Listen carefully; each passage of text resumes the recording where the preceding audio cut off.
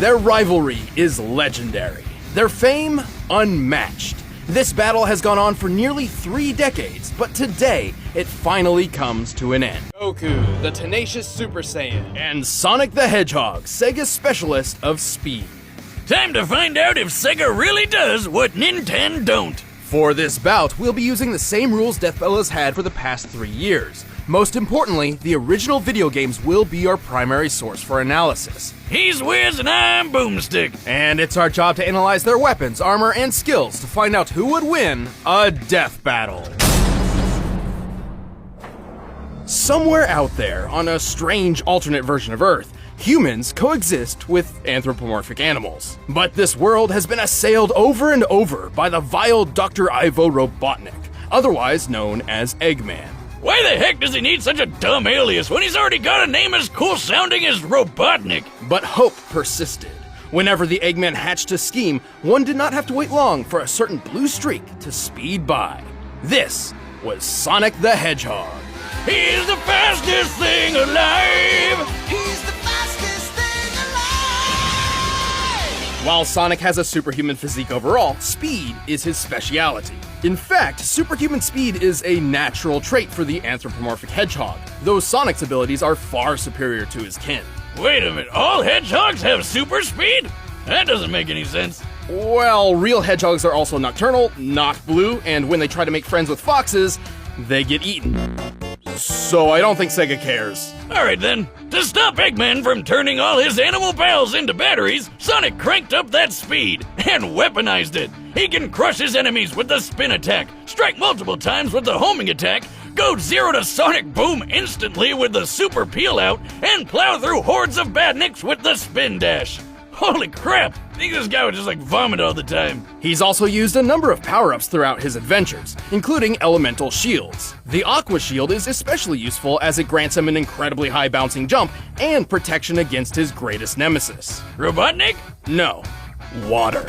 Seriously, Sonic, buddy, learn to swim already and save our ears from that nightmare music.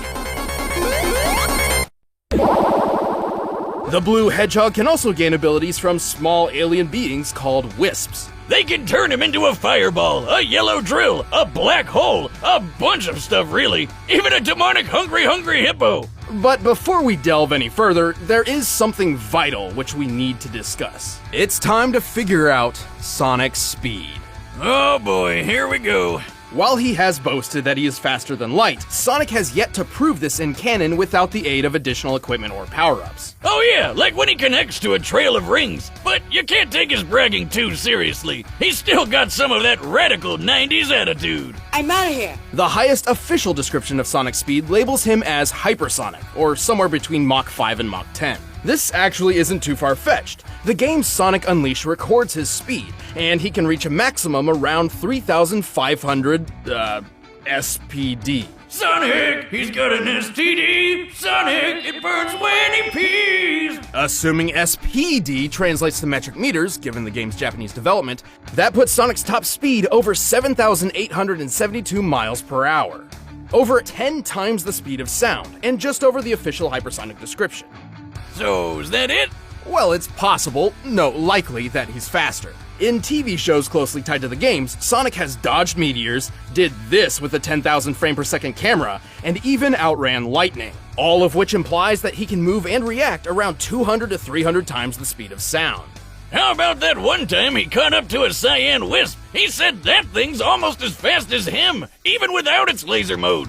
That's right, the laser is a power it grants Sonic, not itself.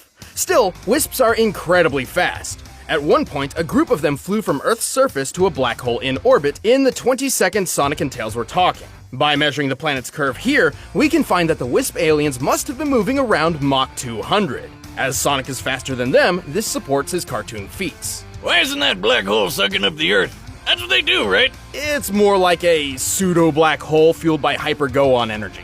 Yeah! If I didn't know better, I'd swear you just made those words up. Its presence near Sonic does emulate that of a singularity, and Sonic actually outran its pull for 30 seconds. Due to chaotic accretion, black holes pull non-orbiting mass inward at 30% the speed of light. Sonic's clearly pushing his running speed to its limit here, or else a black hole wouldn't have pulled him in. With this in mind, it's entirely possible that, without additional support, Sonic's maximum possible running speed must be around 200 million miles per hour. That's insane! The fastest man-made object in real life was the New Horizons space probe, which took off at more than 36,000 miles per hour. It took 9 years for this probe to reach Pluto, but with Sonic's speed, he could make this same trip to Pluto in less than 24 hours. While we're tracking speed, I've always wondered how fast I can chug a beer. Start the clock, Wiz! Are you gonna start? I'm already done. Moving on. Even with this unbelievable speed, Sonic has far more power hidden up his sleeves. He doesn't wear a shirt. He can achieve the form of Super Sonic by absorbing an enormous amount of positive energy from the 7 legendary Chaos Emeralds. In this mode, he can teleport large objects, survive planet-level explosions, launch energy attacks, and fly near the speed of light. But guess what? This isn't even his final form. After the Emeralds received a boost from the Master Emerald, Sonic could achieve his ultimate state of being, Hypersonic. He's got all the abilities of Super Sonic, plus total invincibility, and a hyper flash that insta-kills everything around him. Oh, and he's definitely faster than light now. Unfortunately, good things don't last forever. Without a steady supply of rings, these super forms can't even stick around for a full minute. Sonic has resisted mind control from the Overmind, survived re-entry from orbit, and blasted apart a mountain. This would need more than 200 tons of TNT to pull off. And while fighting his evil RoboCopy Metal Sonic, they shattered this enormous stalactite. Holy shit, just look at the size of it! By comparing it to the buildings in this city and applying the density of granite, the most common rock in continental crust, we found that this stalactite must weigh almost 47 million tons, which means a break like this would need a force of almost 200 kilotons of TNT. Damn! He's definitely got what it takes to save the world from a madman scientist, even if he is kind of a dick. Well, Sonic may be a bit arrogant, and he's certainly a thrill seeker, but at his best, he's the definition of honest and heroic. He's used his powers to defeat Eggman time and time again, even against gigantic death machines and cataclysmic events. Those cute and cuddly forest critters can rest easy when Sonic's gotta go fast. I'll show you how outclassed you really are. I'm in a class all my own. Time to put up or shut up, Infinite.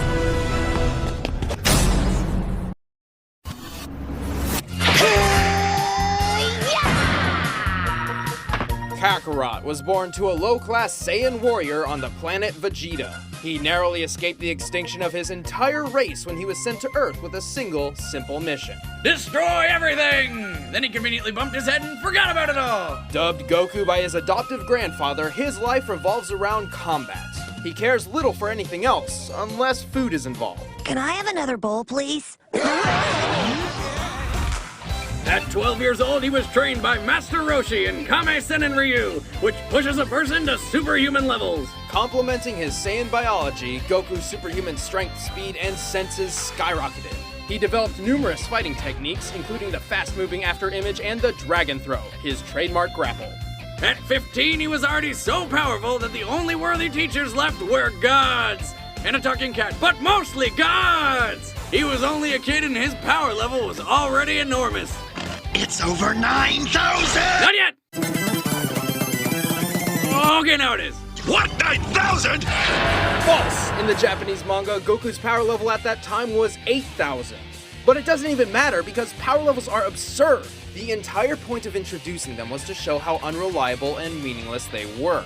By relying on power levels, the villains constantly underestimated the heroes. Therefore, using them to judge Goku's abilities is pointless. Besides, the Daizenshuu says that... What now? The official Dragon Ball Encyclopedia. It states power levels eventually become immeasurable. Not because they're so high they can't be measured, but because the characters, and hopefully the audience, have realized just how futile these numbers are. I'm still 10 times stronger than you are. That may be true, but strength isn't the only thing that matters. We cannot judge Goku by his power level, nor can we through power scaling, the theory that he can achieve the same feats as lesser Dragon Ball characters. Goku's abilities are tailored to his personal training and experiences, not to mention anatomy. I can breathe in space and you can't. However, Goku does have a knack for mimicking ki techniques. Ki is metaphysical, made up of things such as vigor, courage, and being in one's true mind. It's basically a kind of natural life force energy and is a fundamental component of Taoist medicine and martial arts. Oh, and it's not magic. Dragon Ball creates a very distinct difference between ki and magic.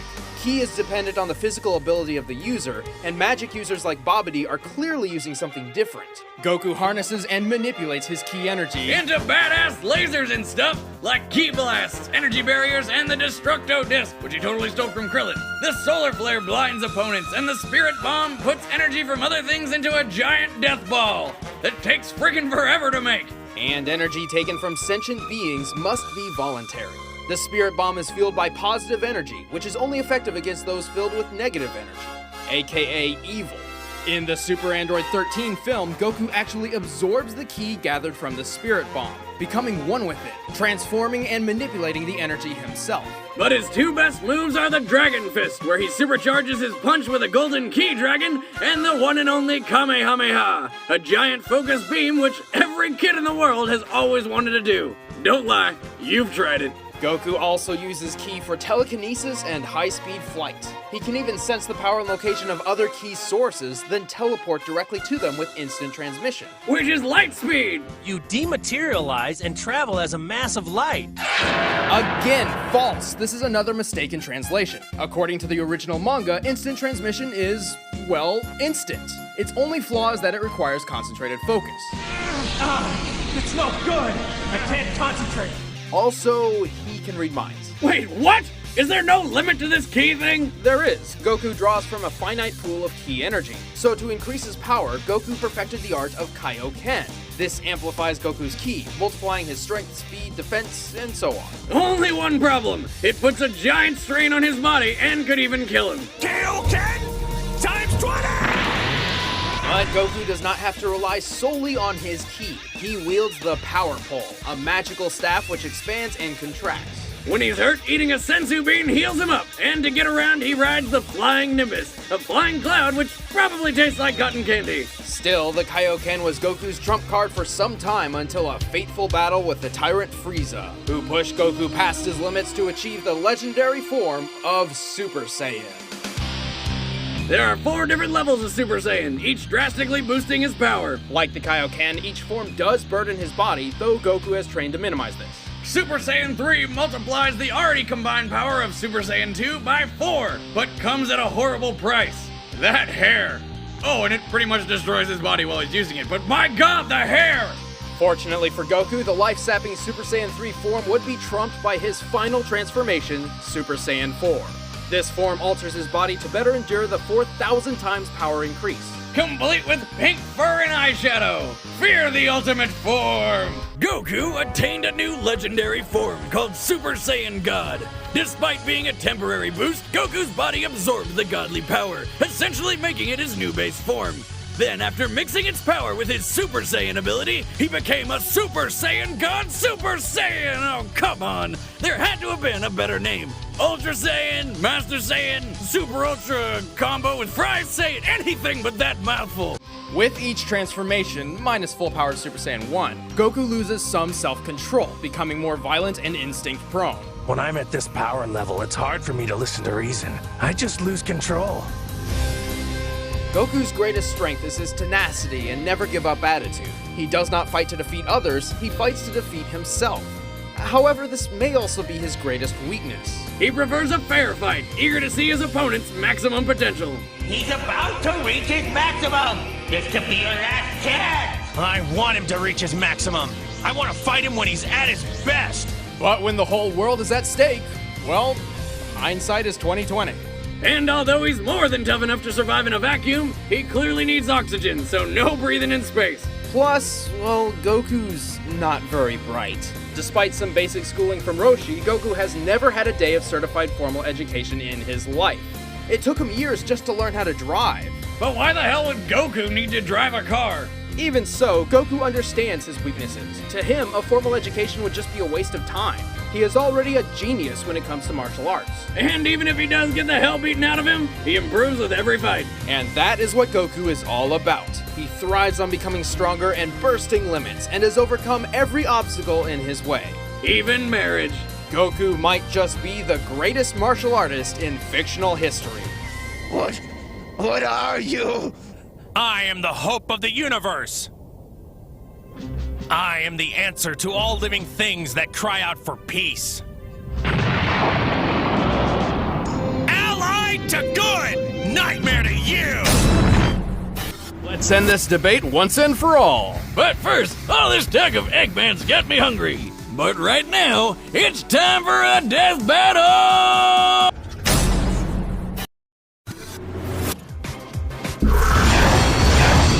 Filthy little sewer rat.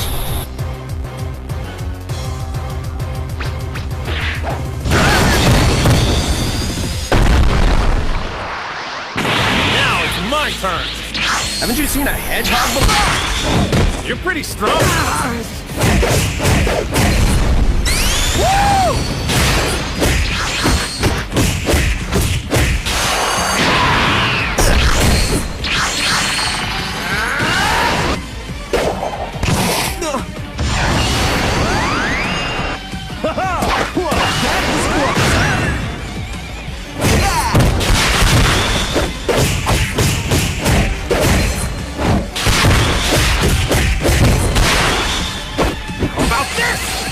I can live with that. Here's Sonic! It's not over yet.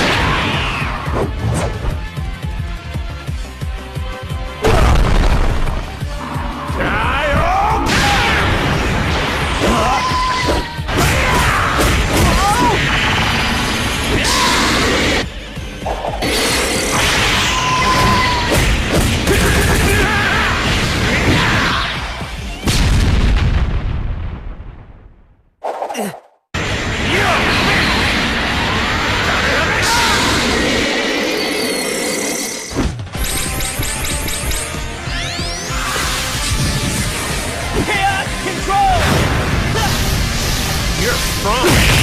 Yeah! Go!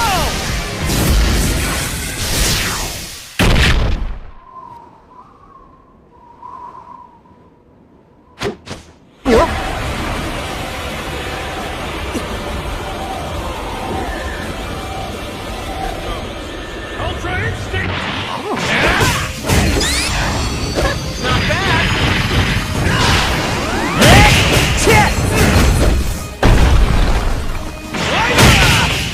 Over here!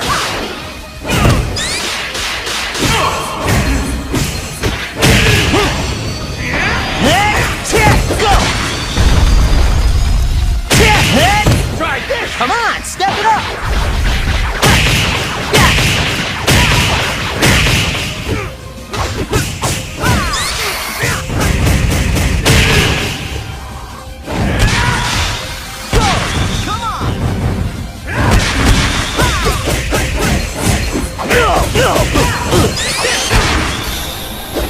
Time for the big finish! Okay, let's do this thing!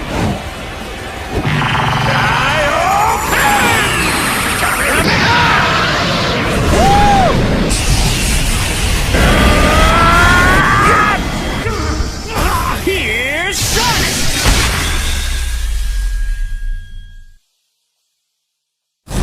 KO! So that happened. Yeah, what? Winner is Sonic the Hedgehog.